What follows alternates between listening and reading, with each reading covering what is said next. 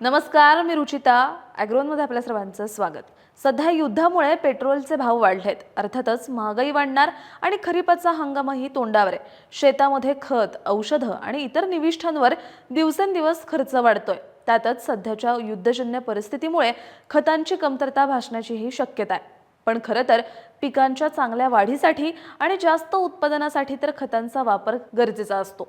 या सगळ्या प्रश्नांमध्ये आज आपण रासायनिक खतांवरचा खर्च कसा कमी करायचा, कमी खतांमध्ये चांगलं उत्पादन कसं घ्यायचं, यासाठी महत्त्वाचे 4 उपाय आपण आजच्या व्हिडिओमधून जाणून घेणार आहोत. त्यामुळे व्हिडिओ शेवटपर्यंत नक्की बघा. पहिला उपाय आहे बीज प्रक्रिया. पेरणीपूर्वी बियाणांवर बुरशीनाशक, कीटकनाशक आणि जीवाणू खतांची प्रक्रिया केली जाते. यालाच आपण बीज प्रक्रिया म्हणतो. बीज प्रक्रियेमध्ये ॲझोटोबॅक्टर, ॲझोस्पिरिलियम आणि रायझोबियम यांसारख्या जीवाणू खतांचा वापर केला जातो. हे जीवाणू हवेतला नत्र जमिनीत स्थिर करून पिकांना उपलब्ध करून देतात. त्यामुळे काय होतं तर नत्रयुक्त खतांचा म्हणजेच युरियाचा वापर जवळपास 20 ते 25% कमी होतो. म्हणजेच एखाद्या शेतात जर आधी 10 पोते युरिया लागत असणार, तो साधारणतः 7 ते 8 पोत्यांवर येऊ शकतो. तसंच जमिनीतून होणाऱ्या बीज प्रक्रियेमध्ये कीड रोगांवरही नियंत्रण करता येत असल्यामुळे कीटकनाशक, बुरशीनाशकांचाही खर्च कमी होतो. यानंतर दुसरा उपाय, सेंद्रिय खतांचा वापर.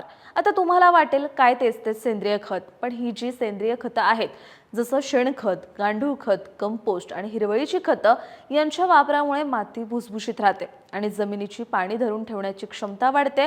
आणि मुख्य म्हणजे सेंद्रिय खतांमुळे रासायनिक खतांचाही कार्यक्षम वापर होतो. म्हणजे काय तर कमी खतांमध्ये तेवढंच चांगले परिणाम मिळतात. कधी जर आपण जेवायच्या आधी काही खाल्लं असेल तर आपलं पोट आधीच जरासं भरलेलं असतं, त्यामुळे भूकही कमी असते, मग आपण थोडं कमीच खातो. असंच जमिनीचंही असतं. आपण जमिनीत खत देण्याआधी जमिनीला किती गरज आहे, तिचं पोट भरलंय का, म्हणजेच तिच्यामध्ये अन्नद्रव्यांचं प्रमाण किती आहे हे पाहून जेवढी पिकाची गरज आहे तेवढंच खत द्यायचं. आणि हे अन्नद्रव्य कसं ओळखायचं तर ते आपल्याला माहितीच आहे. ते म्हणजे माती परीक्षणातून. माती परीक्षण करून आपण जमिनीतल्या अन्नद्रव्यांचं प्रमाण किती आहे हे ओळखू शकतो आणि पिकाला किती गरज आहे, त्याची काय शिफारस आहे हे पाहून खतांचं नियोजन करू शकतो. त्यामुळे कमी खतांमध्येही चांगलं उत्पादन मिळू शकतं. यानंतरचा चौथा उपाय आहे विद्राव्य खतांचा वापर. विद्राव्य खतं म्हणजे पाण्यात विरघळवून द्यायची खतं. ही आपल्याला सर्वांना माहिती आहे. खतं पाण्यात विरघळून ती एकतर फवारायची किंवा सिंचनातून द्यायची. यामुळे काय होतं तर पिकांना योग्य प्रमाणात अन्नद्रव्य तर मिळतातच, त्यातल्या त्यात ठिबक सिंचनातून खत दिलं तर ती थेट पिकांच्या मुळापर्यंत पोहोचतात.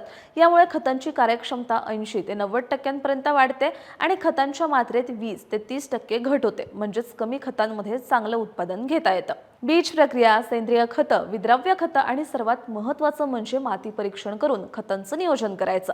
या सगळ्या गोष्टींमधून आपण रासायनिक खतांवरचं अवलंबित्व आणि खर्च कमी करू शकतो. तुम्हाला ही माहिती कशी वाटली हे आम्हाला कमेंटमध्ये नक्की सांगा आणि अशाच शेतीविषयक आणि नवनवीन माहितीसाठी ॲग्रोवनला सबस्क्राईब आणि फॉलो करायला विसरू नका.